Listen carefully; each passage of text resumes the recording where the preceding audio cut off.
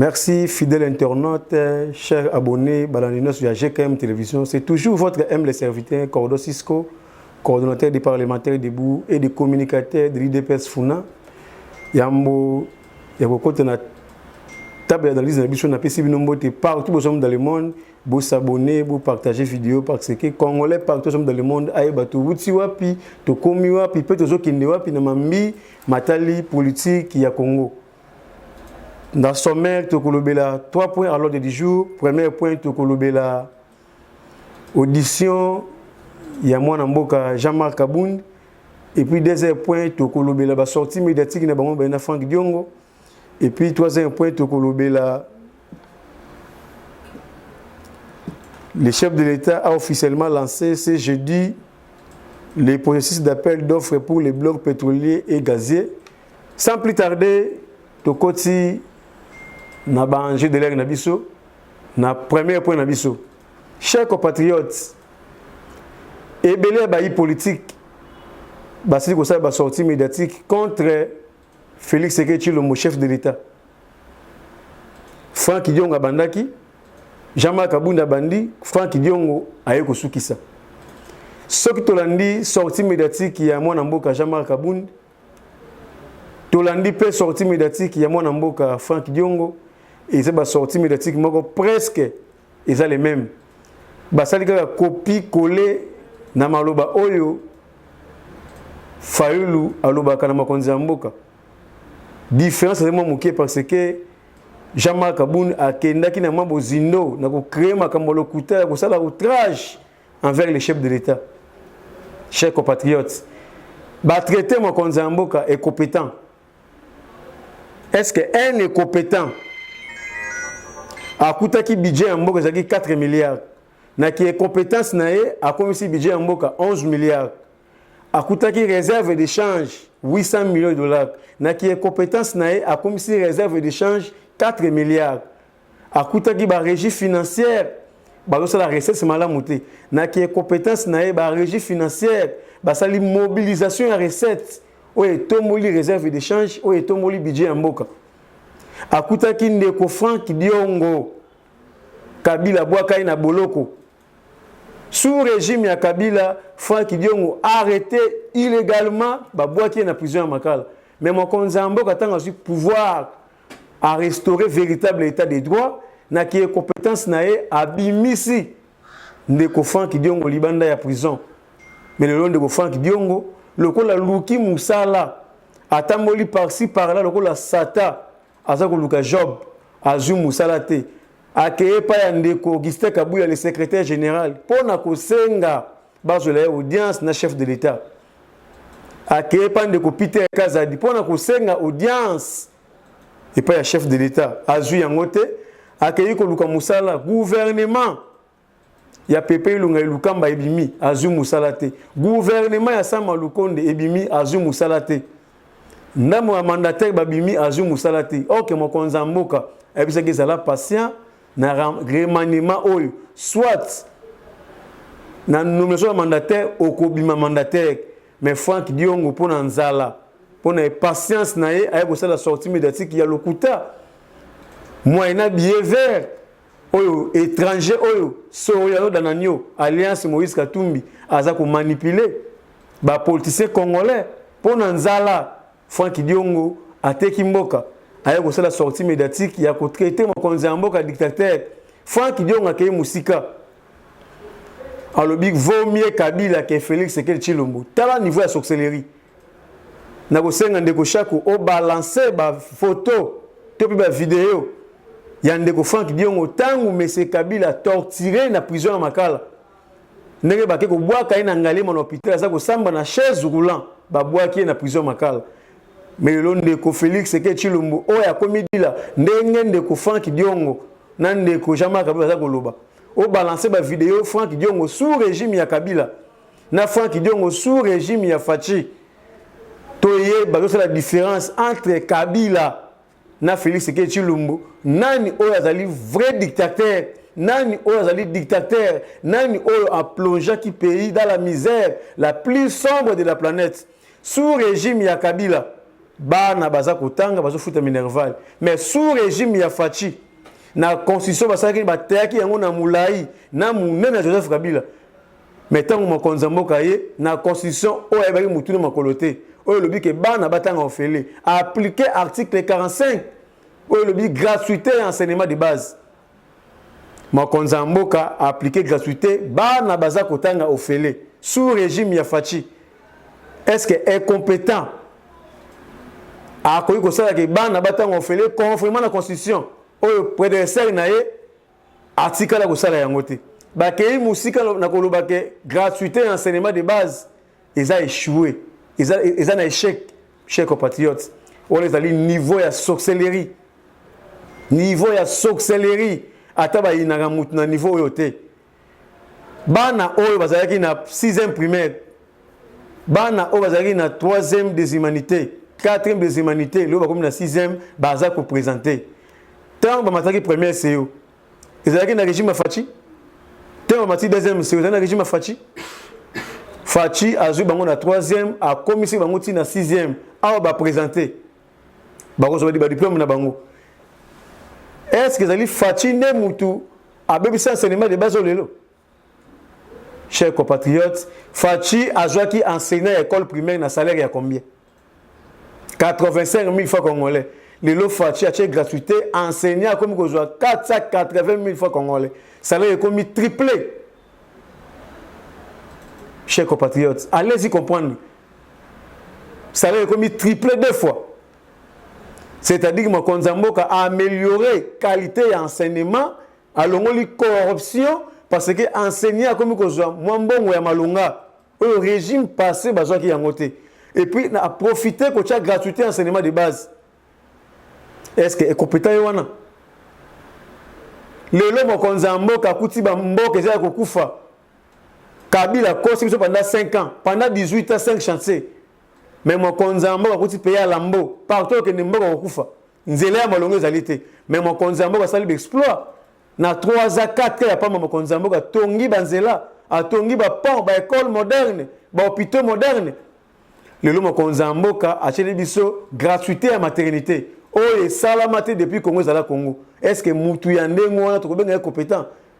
Soki to lobito lo ba action o mokonzi mboka sali depuis à cause na pouvoir et qu'on biso toute la journée.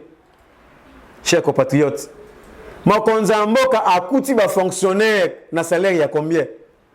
Abakisi bango 30% du kolo ya salaire na bango. Mokonzi mboka akuti 30 000 fonctionnaires NI oyo mbongo na bango e banaye ko bima. Ezoke ni na poche ya famille Kabila, mais mokonzi mboka tanga mobiliser ba recette réserve de change sali remontarda budget ya mboka et sali remontarda mokonzi mboka lobi mbongo oyo faut canaliser yango to mécaniser ba fonctionnaire et puis tout ça la remontarde ya salaire ba fonctionnaire aye ko mécaniser na 75 000 enseignants aye ko mécaniser 76 000 médecins nyonso wana pour na remontarde ya recette na budget ya mboka. Est-ce que mutu ndengo wana ko traiter compétent? Chers compatriotes, allez-y comprendre. C'est pour vous dire que Batu Oyo, Basali va sortir médiatique moko bidon. Ils allaient haine envers les chefs de l'État. Les lots, tout le monde va marche. Il y a des opposants. Au sali marche, au tamboliti, Zélan Zélan Zélan Ozo mela champagne Zélan Zélan. Au Kéo Vandi Nasi, Ozo Mbaba Mabiso Kabila Yoka. Et Ozo Nondaku, 0 coup de gaz, 0 coup de balle, 0 blessé, 0 mort. Mais n'importe qui a Kabila, biso de pes. Soko boke marche, boza ko ebate soko ko zonga ndaku, soit on se retrouver dans morgue, soit on se retrouver dans hôpital na porte ya munene. Mais le mokonzi mboka a restauré véritable état de droit. Aucun na etandoike, au fingi mokonzi mboka ndengo lingi. Ozongi ndaku olali na mwasi na yo. Mais n'importe qui a Kabila. Kaka tango zo na porte ya plateau ya émission wana ba kangyo na aner, okei ko suma makila. Le Félix Sekechilombo a restauré véritable état de droit. Mais Batu o na banzala na bango, luka bazui misalate, na qui est indiscipliné politique, na qui est mention politique, o baye na ngopo na kububa opinion nationale et internationale. Baye ko kosa peuple congolais, yango na sengi na peuple congolais partout dans le monde. Boye bayango depuis avènement ya mwana mboka Félix Sekechilombo à la tête du pays, Félix Tshisekedi Tshilombo a amélioré les conditions de vie du peuple congolais. Félix Tshisekedi Tshilombo a restauré l'état de droit. Na bien le peuple congolais, bitumba oya este, chers compatriotes. Tant que banda, mokonzi mboka azalaki ni chef de quartier, ni chef d'iri, ni chef de l'État, ni ministre. Mokonzi mboka akuti ba prédécesseur na ye, ba créer ba groupe rebelle au niveau de este. Ba travailler à connivence, à complicité na ba Rwandais. Ba travailler à connivence na ba groupe rebelle, na ba terroristes, na ba mercenaires. Mokonzi mboka akuti plus de 10 millions de Congolais ba perdre des vies na bango na bitumba este. Mais tant a eu pouvoir alors bien azali congolais na kondimate makila ya bana mboka esopana mokonzi mboka yeko décréter état de siège conformément à l'article 85 de la constitution tout le monde qui yango ba rebelle ba ADF à cravate ba 123 cravate ba ganga kiao a violer constitution trahison nyonso wana bana ko luka bitumana est et persister parce que ba rebelle na bango ba mercenaire na bango ba piyaka minéré ba zong c'est ba pourcentage ba tonga ba immeuble na poto na Afrique du Sud na ba Rwanda partout na Congo parce que ba manipuler peuple congolais moyen billet vert mais mon konzambo ko lobi pas question a ko décréter état de siège to moni ba groupe rebelle ou comme plus de 300 ba ko déposer minuki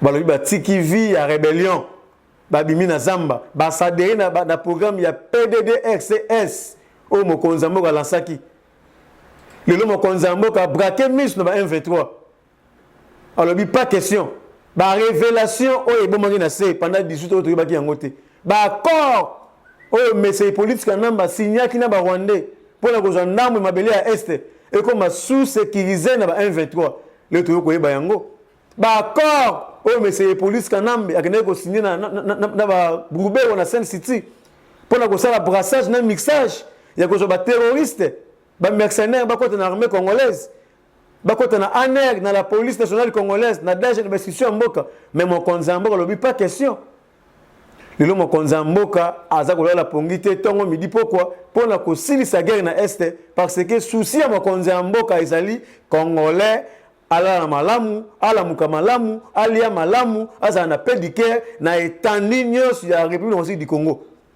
lelo bandoki ya Congo basali ba sortie médiatique bidon pour na ko salir image ya chef de l'État yango na ko yebisa peuple congolais partout aux hommes dans le monde bo rejeter ba message wana en bloc ezali nzalande eza ko tungisa Frank Diongo ezali nzalande eza ko tungisa Frank Diongo n'a habité batonga oso Kabila bete na prison et pesa trouble mental parce que mutuloko la Frank Diongo a koyo kosakana tous les Congolais à part Félix Tshisekedi Tshilombo oya longolé na passe oya longolé na boloko chers compatriotes tant où Félix abusé na prison azalaki mabete asali ba discours pendant komisa mokonzi mboka mais balobi la patience paye mais le quoi azalaki est patient Katumbi a baigné, a utilisé moyen billet vert, les cannes à TV, le bas n'importe quoi, ça la point de presse, Kabila a baigné Kabundi, moyen billet vert, les cannes à TV, ça n'importe quoi. Les lofans qui disent aloba qui azali prêt, yako sangana Kabila, yako sangana Fayulu, yako sangana Kabundi, pour ba bengana Félix qui na pouvoir, chers compatriotes. Tant où ba tuer ba bloc patriotique, ba Fayulu, ba Kabila. Bakatumbi baza ko représenter quelle patrie faut que tout na bango baza ko représenter quelle patrie parce que un patriote tant on zo bela ki patriotisme na mboka wana faut la nationalité ya mboka wana yoko bela bloc patriotique na kati ya Congo zali congolais te ba kende ko sala bloc patriotique na mboka na bango Kabila kende ko sala bloc patriotique na Tanzanie to na Rwanda Fayulu kende ko sala bloc patriotique na Sénégal to na Cameroun Katumbi akino sala bloc patriotique na Italie to na Zambie o ezali Congo ekotika la ba congolais ezali mboka ya ba koko na biso Congo ya Lumumba Congo ya Kondo docteur Cheikh Saludo Mulumba Congo ya Kipanvita Congo ya Kimbangu Congo ya Mobutu Congo ya Malula Congo ya Echau Congo ya Mosengo Congo ya Félix Tshisekedi Tshilombo ezali Congo ya ba Congolais et kotikala ya ba Congolais bakende ko sala bloc patriotique na bamboka na bango Congolais à lobby azali Congolais à lelote lelo Congolais fongoli misumba Congolais comme une éveil de la conscience a comme une éveil patriotique Kabundi na IDPS tanga za ko escroquer ba mbongo ya carte ba combattant IDPS tanga za ko piller ba carré minière tanga za ko tonga bandako par-ci par-là ba maison blanche makonzambo kazalaki mabete IDPS mobimba mutu atindaki Kabundi te na vagabondage politique mutu atindaki Kabundi te na délinquance politique mutu atindaki Kabundi te na immaturité politique na ki idiot politique na ki voyou politique Kabundi moko aponaki option ya ivresse du pouvoir a kokaki ko maîtriser pouvoir te na IDPS mobimba mutu o mokonza mboka pesaki ba confiance lokola Kabundi azalaki te ba dossier nyos tout et ba ambition et ça ba ministre ba mandataire signature ya suka ya parti azalaki Kabundi mais tandis que tant mokonza mboka a signé na Genève fallu le candidat commun Kabundi a côté réunion mbangu na permanence ba radier Félix Tshisekedi na IDPS telle de guerre haute trahison grâce à secrétaire général Augustin Kabuya na Peter Kazad à l'époque Peter Kazad azalaki di Kaba il y a président à parti Félix Tshisekedi Tshilombo à l'époque CG Kabuya azalaki secrétaire général adjoint à charge de la communication na ba gibao ba imposer ba lobi pas question Kabunda ke musika ba bina benga ba combattant ba ko beta bino Peter Kazad bisi ko na monopole te ya ko beta so ba combattant ba combattant so mona ba couteau double tranchant tango zo ba ke ba longola leader na parti yeba ke ko balukela yo CG Kabuya na Peter Kazad ba pesa ndelo ko ne simbati lelo base de bina balaba to bisimo konzamo ko retirer signature mo konzamo ko retirer signature lelo soki baradiaki Félix Tshisekedi na IDPS est-ce que bandak oyo Kabundi a toni par-ci par-là na ivresse du pouvoir alinga tonga yango ba carré minière oyo ya pillé na Congo alinga pillé yango ba stade privé oyo ya tongi ba école privée pour l'intérêt la famille na ye asundoli IDPS ayaki mission ko ma IDPS le logement Kabundi ke musika na ko beta ba garde républicaine na ko panza ba punir mutuka et maman la chef de l'état moi aussi il y a combien de docteurs et c'est dans le moment la biso femme de valeur maman Marx oyo moto même Kabila sika ko sala yango te même Mobutu sika ko sala yango te mais Kabundi na immaturité na ye na ki voyou na ye na ivresse du pouvoir akayi ko panza ba punir ba paisible citoyen congolais lelo Kabundi a sali sortie médiatique a traité mon konzamboka a ça ko piller mon na trésor public pour mettre na jet et qu'il n'a paradis fiscaux Kabundi accueilli musika na koloba ete le chef de l'état est danger pour la république et ça outrage ne ba convoqué qui na cour de cassation pour propagation de faux bruits et excitation à la haine. Et puis outrage envers le chef de l'État. Le lot devant cour de cassation, Kabundi à Toki, à Zangina, la réponse à Koloba. 5 heures de audition, Kabundi a transpiré. Tant que tu ne sais pas IDPS, il ne fabrique Kabatu. Et non, il y a IDPS, aussi la IDPS. Là, ce qu'il a fait passer, à tout na Mavungu, qui son nom repose en paix. Mavungu a trahi IDPS, à qui aussi la partie politique. Mavungu en vient na kufite parti politique et kufi avant ya kufa. Mavungu yako kufa IDPS nde kundi mavungu en valeur. Atu na mobake IDPS mobake kena mobake na kufita za en vie IDPS mobake kufa. Atu na Chibala ancien premier ministre ya Kabila oya deboshaki IDPS Chibala kena na mbongo ya piena Kabila. Na kufite me IDPS Chibala isi kufa. IDPS nde sala kabatu. Ba le tout puissant Mavungu bakenda mais akufi parti politique kufi avant akufa Mavungu akufi IDPS kundiye le logement Kabundi alongwa IDPS mais IDPS to radier parce que alingaka salir image ya ba père fondateur ya IDPS alingaka salir image ya chef de l'État, alingaka salir image ya IDPS parti au pouvoir. IDPS tobundaki 3 décennies 37 élites pour na bien être peuple congolais dans un véritable état de droit. Dans un état de droit, tu peux mater un leader ya parti politique. Donc la IDPS a tellement na balabala abanda ko panza ba pine ba paisible citoyen lokola Jean-Marc Kabundi. Nan limite même roulage ya moins gradé a koki ko panza ba pine ba paisible citoyen lokola Jean-Marc Kabundi. A ke musika na ko beta ba garde républicaine, chers compatriotes, ya ngwana biso IDPS, commission de discipline, ya CDP, Convention démocratique du parti. Tango ba siéger batali na nenga escroca ba mbongo ya ba carte c'est ba combattant IDPS plus de millions de dollars. Autre bengi blanchissement illicite. Ba écoute ko radier Jean-Marc Kabundi na parti to benganie na parti akeye moko. Aki atana mutu moko te. Ilo Jean-Marc Kabundi alinga sala arrogance. A chembongo anje ba carré minière et mbongo ba carte yibe na IDPS a chembongo anje azu moi d'hygiène.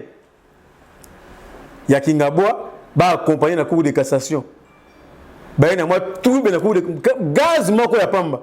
Ba image zali j'espère que ndeko chaka ko balancer yango gaz moko ya pamba. Jean-Marc Kabundi na moi sine ba ko na jeep ba kimi ba sundoli ba militants. 10 militants. Mais c'est grave. C'est grave. Après le bique à cause de l'opposition en renverser pouvoir à gagner l'élection à tous les niveaux. Peuple nini ou à voter Jean-Marc Kabundi. Quand Jean-Marc Kabundi a une option, il y a qu'on pense à Pinet, il a pesé le citoyen congolais. Peuple nini a coupé sa Kabundi même voix encore. Na immaturité politique au Kabundi nazanango. Na qui voit politique au Kabundi nazanango. Na délinquance politique au Kabundi nazanango. Mais c'est impitoyable. Il y a un stagiaire, un apprenti politique étudiant. Au auditoire à quoi t'as gâté. À ce moment classe n'a branchement, n'a suivi. Coaché l'idée à IDPS. À cause si papa est chez Moulumba, Kazali Katangé, Zo Kanda Zali Moutou à Louisa. À cause si papa est chez Moulumba, Azali licencié dans la relation publique internationale. Mais Zo Kanda Azali diplômé. Le coup là-bas, cause à conscience ayeko banda classe na ILK. Mais classe yango lata ngwa malonga à côté auditoire te ko soma ba cote. Na mbonga ba carte soit payé na IDPS, na mbonga ba uranium. O asali blanchissement illicite na kati ya Congo. Chers compatriotes, Félix Sekedi Tshilombo na IDPS to supporter Jean-Marc Kabundi mingi. To supporter Jean-Marc Kabundi pendant plusieurs années. Côté ba combattant IDPS et ko na parti Jean-Marc Kabundi a ko détourner yango, akayi côté ka yango. Le logement Kabundi na cour de cassation à répondre à la question de mon côté. Baby c'est mais c'est pas preuve tangible ezalité. Ya makambo ya lobaki. Yango le quoi nous sommes dans un état de droit, bazongi c'est na ndako. Akozonga mardi, baby c'est un ba preuve. Mardi ce qui ba preuve ezalité, je ne suis pas sûr que ndeko Jean-Marc Kabundi akozonga ndako. Nde esika akozwa mandat d'arrêt provisoire. Tout le baki dans un état de droit. Il faut respecter le texte. Tant qu'il y a une option, il y a la sortie médiatique, il y a la outrage envers les chefs de l'État. Au CPLC Mounako, au CPLC Batou, au Lapesa Go Kanyaka, au Batinda qui au salir, il mange. Il y a mon konzamboka, au Azali Mouninga na yote, au Azali Mouninga na ngate, Mouninga ya Batou Batinda qui yote. Tant qu'on va proclamer Félix Sekedi Tshilombo chef de l'État, caméra lobaki yango, abi Félix bozo mona siko, ala so Mouninga na bisote. Akoui mokonzi ya mboka. La mère même de Ekoloba yango. Alors le chef de l'État est au-dessus de la mêlée. Après Nzambe na Congo, c'est Félix Sekedi Tshilombo. Azo mérité respect belé. Mais Jean-Marc Kabundi was allé voyou politique. Moyena Kanyaka ba pesa ki ay ko sala sortie médiatique pour na ko salir image ya mokonzi ya mboka. Pour na ko créer makambo lokuta envers mokonzi ya mboka. Yango ba bengisi na justice. Biso IDPS na secrétaire général Augustin Kabuya. Tulobaki yango. Tout ça, c'est pélaté, le cours là-bas, c'est Jean-Marc Kabundi. Mais le cours la justice, et bien, tout ça, on a droit côté, mais la justice, c'est au Mokonzamboka, à chaque fois, indépendante. Chers compatriotes.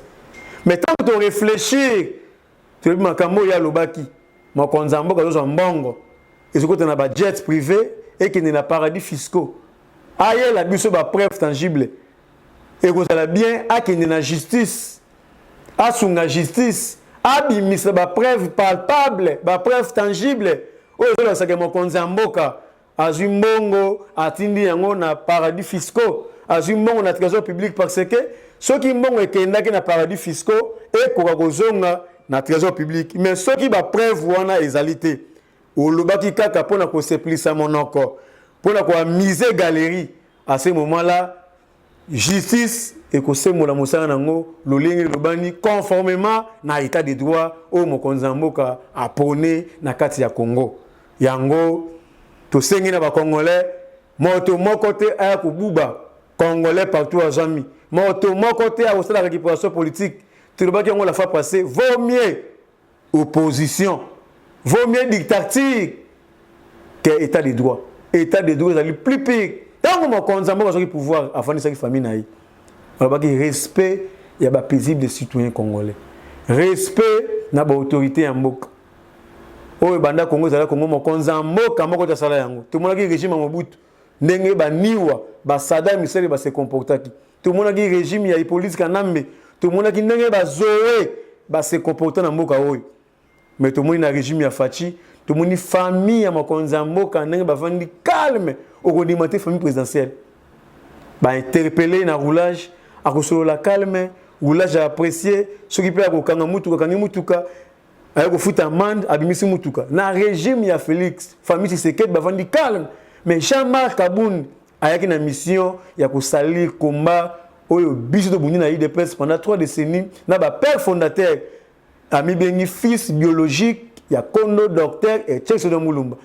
Etienne en vie atikala côté na balabala te apanzami tout que ba paisible des citoyens atikala ko traumatiser peuple congolais te. Etienne en vie atikala ko beta bagarde républicaine te.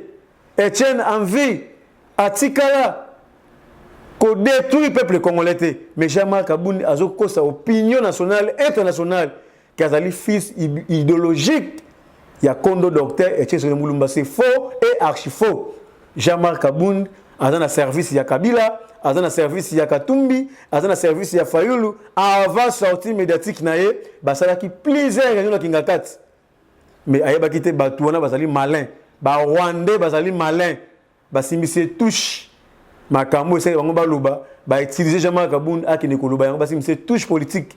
Le Jean-Marc Kaboun yemoko a signé certificat de décès politique nae par rapport à la sortie médiatique et combien na métropole politique. Pour la politique ya Congo Jean-Marc Kaboun aboué pia. Le Jean-Marc Kaboun mardi à kozonga na cour de cassation a memela biso ba preuve. Oyo za kolakisa makambo ya taxaki mokonzi ya mboka oyo ya fondaki oyo ya improvisaki envers le chef de l'État abimisa yango soki mardi ezali te na serebino bakobeta ye mandat d'arrêt provisoire oyo tobengi MAP mais azongi parce que akide kozoba preuve mais abimi abati atoki mutuki ya rouge Jean-Marc Kaboun alembi atamboli na 10 personnes parti politique yango alliance pour le changement ils ont ba militant azaye moke azaye moko mais azakoloba avec arrogance c'est comme si azaye na 100 personnes simanaye OK atamboli na 10 personnes bokotala bilili ni nazoloba awo ndeko shako akobanda ko balancer yango botala ndenge Jean-Marc Kaboun asali fiasco. C'est pour vous dire que les politiciens Congo baza kotambola na arrogance. To kosi na deuxième point na biso pona ko chiter.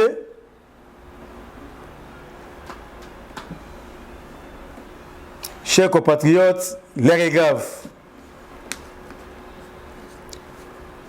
Au cours d'une brève cérémonie symbolique et historique qu'il a présidé ce jeudi 28 juillet 2022 à Kinshasa, le président de la République, Félix Antoine Tshisekedi Tshilombo, a lancé l'appel d'offres international pour l'exploitation des 27 blocs pétroliers et des 3 blocs gaziers de la République démocratique du Congo. Ces blocs se répartissent dans les 3 principaux bassins sédimentaires de la RDC, à savoir les bassins côtiers les bassins de la couverte centrale et les bassins de la branche ouest du rift est africaine. Transposés sur la carte géographique de la RDC, ces blocs se retrouvent dans la quasi-totalité des provinces du pays, à commencer par la ville de Kinshasa, évalué à environ 29 milliards de barils de pétrole brut et 66 milliards normaux mètres cubes de gaz méthane dissous dans les eaux du lac Kivu.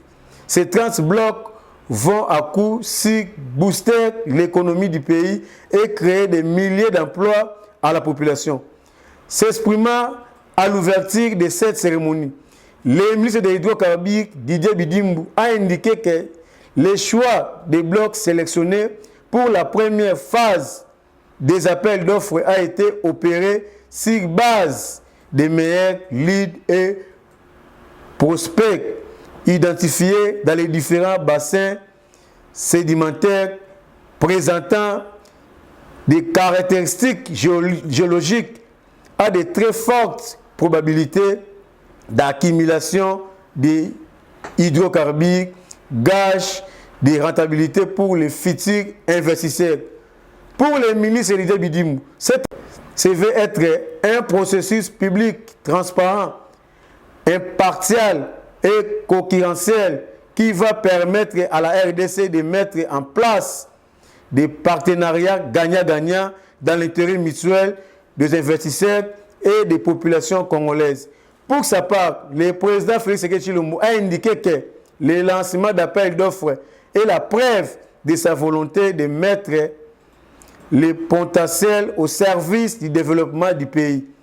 Nous ne devons plus nous contenter de célébrer le potentiel de la RDC, mais il nous revient d'exploiter, a-t-il dit. Après avoir misé sur les tout miniers, il est temps pour nous exploiter les secteurs des hydrocarbures, a précisé le président. Quant au impact environnement qui découleront de cette exploitation, le président Félix s'est montré très rassurant. L'environnement et l'intérêt des populations autochtones seront préservés. L'appel d'offres fait suite aux résolutions des 48e aux 62e résolutions du Conseil des ministres respectifs les 8 avril et 15 juillet 2022. À travers cette offre commerciale, la RDC veut exercer son droit de souveraineté à utiliser sa richesse pétrolière pour le développement de son pays. Selon les spécialistes, près de 6 milliards de produits dérivés d'exploitation du pétrole sont évalués. Estimé actuellement 6% de la part des secteurs des hydrocarbures pourrait atteindre 40% du budget national dans un contexte où les produits pétroliers et gaziers sont flambés à travers le monde. La soumission pour les blocs pétroliers s'attend sur 6 mois, tandis que les offres d'exploitation du gaz méthane seront enregistrées dans une période de 3 mois. Chers compatriotes, est-ce que est compétent à qui concerne Makamabonamboka? Dernier point, Nabiso, Ezali, manifestant au niveau de Sud Kivu, ndenge baza ko manifester pour na kubengana MONUSCO. Chers compatriotes, MONUSCO va na mbogo pendant plus de décennies. Pendant 22 ans, Congolais aza kokufa lokola nyama. Batu wana bayaki kopo na bango na Congo ya kopiller minerai, ya ko travailler en collaboration na ba rebelle na ba terroriste. Na CP na option oyo bandeko na biso ba Congolais bazui pour na kubengana batu na sol congolais, biso moko population na FRDC tozwa destin mboka na biso en main na la police nationale congolaise pour na ko éradiquer toutes sortes ya ba mercenaires, ya ba terroristes oyo baza ko semer désolation na est ya mboka na biso yango na féliciter peuple congolais partout dans le monde to simana comme un seul homme pour na ko bengana batu oyo ba impérialiste ba imposer biso soi-disant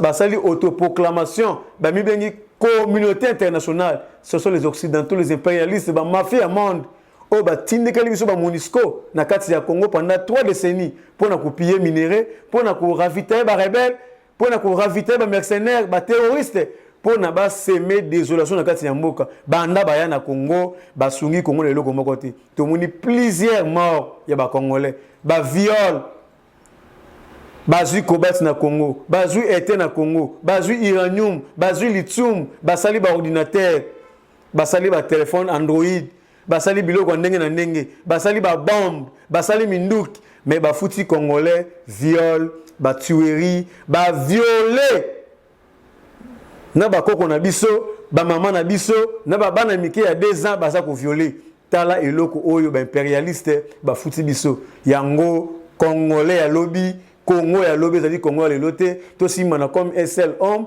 to multiplier ba action de grande envergure pour na ko benga na batu oyo ba bima sol congolais to zo dessin na mboka na biso na maboko parce que na zana elikete soki batu oyo monisco ba bimi na mboka ti moto ya suka akobima na sol congolais je vous assure Congo peut durable kokota avec vision à chef de l'État qui met au côté na Congo yango na sengi na tous les Congolais par les hommes dans le monde to simana comme SL homme na pesimbote na directeur général ya INPP le DG Patrick Kayembe o asili ko améliorer conditions de vie ya baja INPP o asili ko sala ko matisa salaire ya baja INPP o asili ko soma matériel ya ndenge na ndenge pona ko renforcer pona ko améliorer qualité à formation ya ba étudier à INPP le DG Patrick Kayembe o azali moko ya biso ya IDPS o azali ko travailler na vision ya chef de l'État o azali ko travailler na vision ya Kondo docteur et Tchese de Mulumba le peuple d'abord et non les ventres d'abord yango na sengi na makonzi ya mboka